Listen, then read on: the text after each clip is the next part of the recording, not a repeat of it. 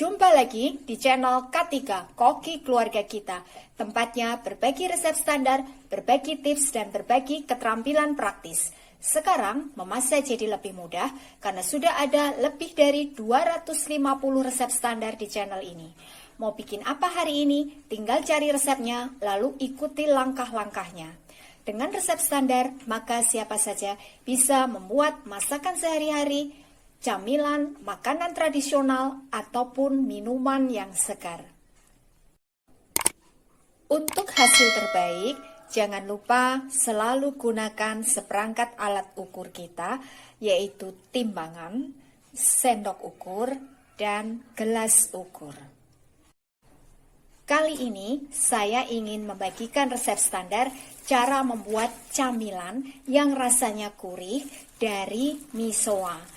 Biasanya misoa ini kita gunakan untuk membuat sayur atau lauk. Tapi untuk kali ini kita akan gunakan untuk membuat camilan. Namanya misoa goreng.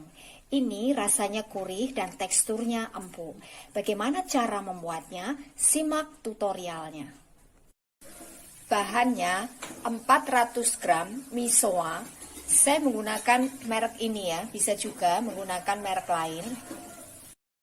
1 buah wortel ukuran kecil, kurang lebih 50 gram beratnya.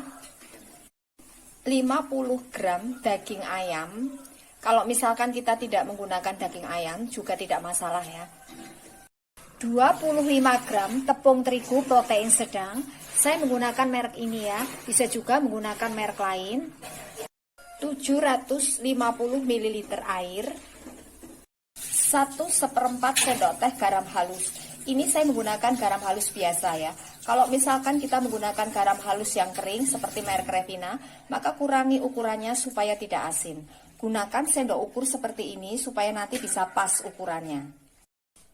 5 gram kaldu bubuk rasa ayam. Saya menggunakan merek ini, bisa juga menggunakan merek lain. Ini setara dengan 1 sendok teh. Setengah sendok teh gula pasir, ini untuk memantapkan rasa. Setengah sendok teh lada butir. 2 butir bawang merah ukuran sedang, kurang lebih beratnya 15 gram. 2 siung bawang putih, kurang lebih beratnya 10 gram. Dan 1 sendok makan minyak untuk menumis. Kemudian untuk mencetaknya saya menggunakan loyang kue ya. Ini ukuran 18 x 18. Seandainya kita tidak punya loyang seperti ini, kita bisa menggunakan wadah lain. Yang penting ketebalan mipaunya ini jangan sampai di bawah 1 cm supaya nanti hasilnya tidak terlalu tipis dan jangan juga terlalu tebal ya. Idealnya itu sekitar 2 hingga 3 cm ketebalannya. Langkah pertama, misoa, kita buka ujungnya ya. Jadi ini ada 2 ujung. Yang tebal ini kita buka ya, kita pecahkan ya. Kenapa harus dipecahkan? Supaya nanti gampang empuknya. Seperti ini ya.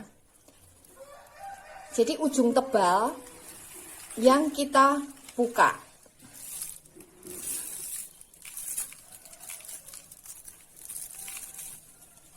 Seperti ini.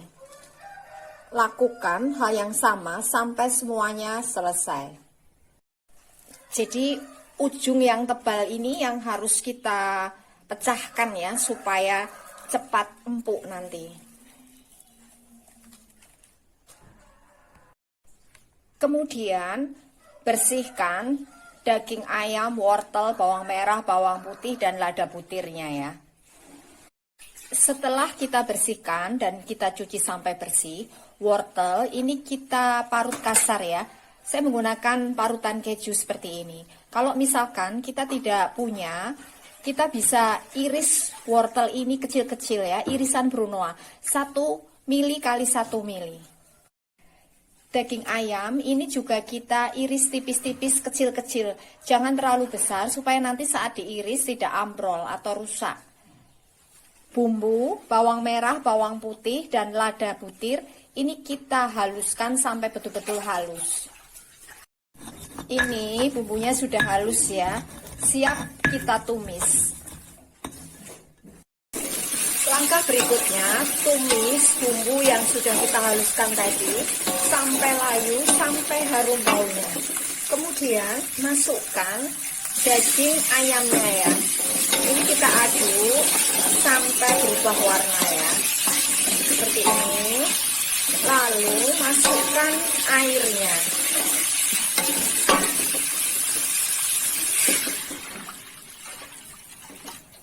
Tambahkan bumbu-bumbunya ya. Ini kita biarkan sampai mendidih dulu. Kalau wortelnya kita iris brunoise 1 mili kali 1 mili, maka ini bisa langsung kita masukkan ya bersama daging ayamnya. Tapi karena ini tadi saya parut, jadi ini nanti saya masukkan bersamaan dengan misoanya. Karena kalau diparut mudah sekali empuk. Ini sudah mendidih, lalu kita masukkan wortel dan misoanya ya.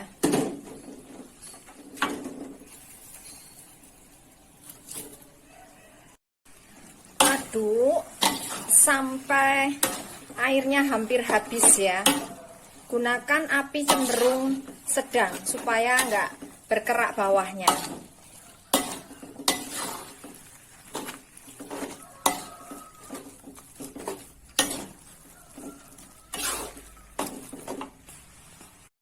Ini airnya sudah habis ya.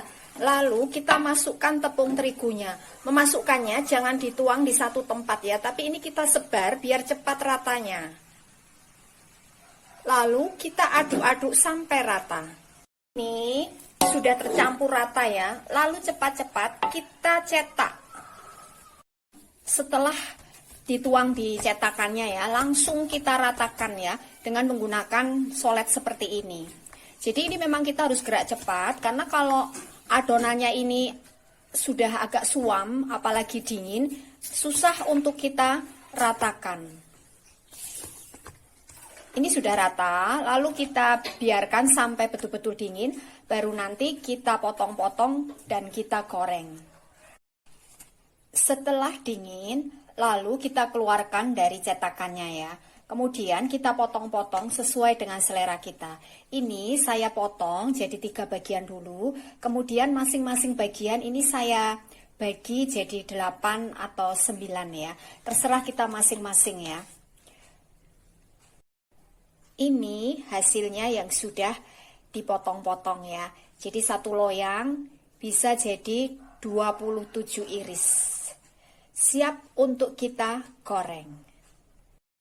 Bahan berikutnya untuk pencelupnya, 2 butir telur ayam kurang lebih beratnya 125 gram dan 1/4 sendok teh garam halus. Kedua bahan ini kita kocok sampai tercampur rata.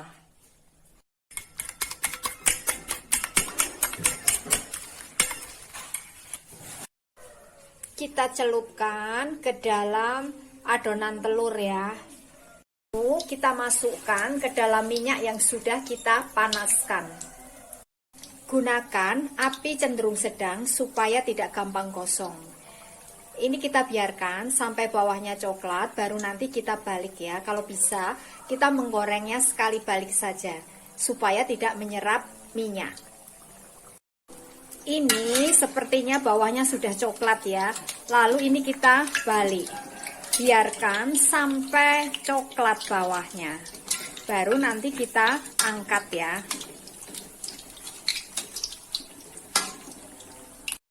Ini sepertinya sudah coklat ya. Lalu ini kita angkat dan kita tiriskan.